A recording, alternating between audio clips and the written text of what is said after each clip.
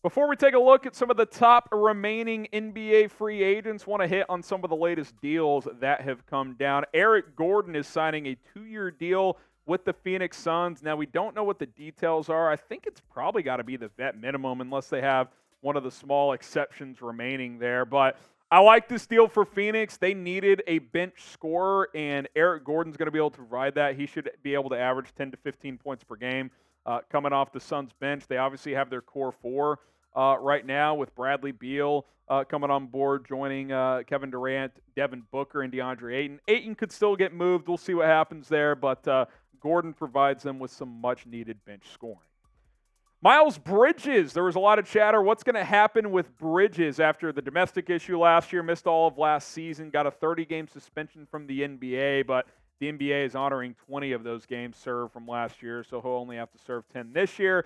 He has signed the qualifying offer, 1 year, $7.9 million, so he'll play under that contract for Charlotte this year. It also means he'll be an unrestricted free agent next year. He won't be restricted next year, so he'll play this year with Charlotte, and then we'll see what happens. But talented player, obviously domestic violence conviction there where he had that issue, 3 years probation, but he gets a second chance here, and we'll see if he's able to take advantage in Charlotte.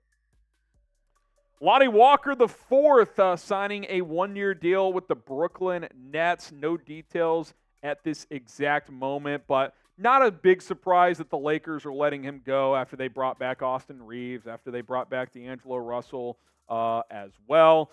They've kind of gone heavy there at that guard spot. So Lonnie Walker now lands with the Brooklyn Nets. We'll take a look at some of the top remaining free agents in just a moment.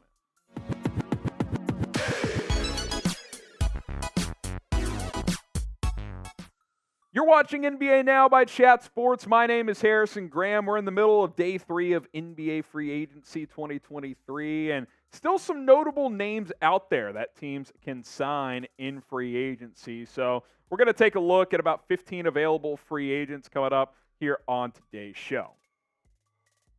We'll start with Christian Wood here, who spent last season with the Dallas Mavericks, kind of a 4-5 hybrid, 6'10", 215. Had a good statistical season offensively, 16.6 points per game, 7.3 rebounds.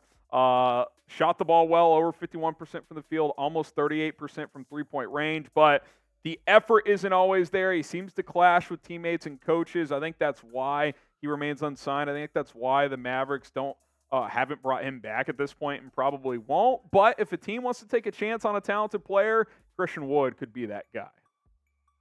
Grant Williams still available, the kind of 3-4 hybrid with Boston, more of a stretch 4 as he is restricted. So I think that could be the reason nothing's happened yet. A sign and trade could be on the table with the Boston Celtics. But I think a player that could be in line for a bigger role, maybe he starts for a team that brings him on board. There's been rumors that the Charlotte Hornets could sign him to an offer sheet. The Mavericks have been connected to Williams, a guy who's averaged about 39% three-point shooting over the past 3 years. He can play the 3, he can play the 4.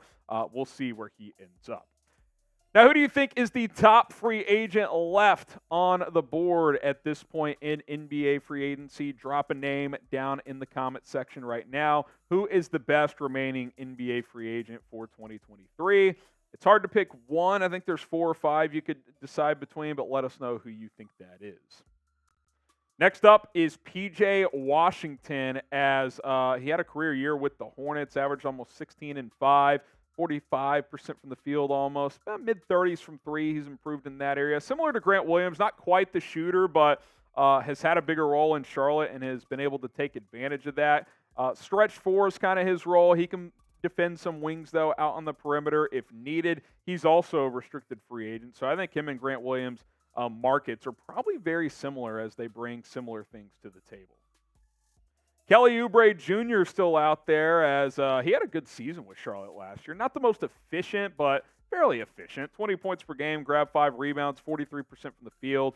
Has never really been able to develop that knockdown three-point shot. Kind of shoots low mid-30s. Not terrible, like decent enough, but you'd like that to go up 5 or 6 percentage points. Athletic player in the open court.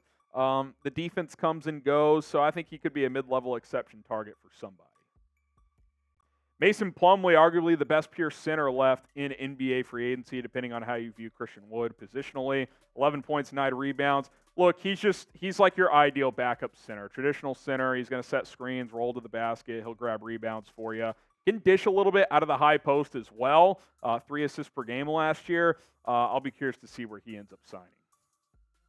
Maybe the best defender on the market in NBA free agency, Matisse Thybulle, 6'5", 201, but he can guard 1 through 4s. I mean, he is an all-NBA defender. The problem with Thybulle, he's also restricted, by the way, but the problem with Thybulle is he's just abysmal from three-point range. Like, if he could be 35% from 3 on catch and shoots, he would be a starter for most teams in this league. I do think he has value, though, as a matchup defender for a lot of teams. So curious to see what his market is. He is still available to sign.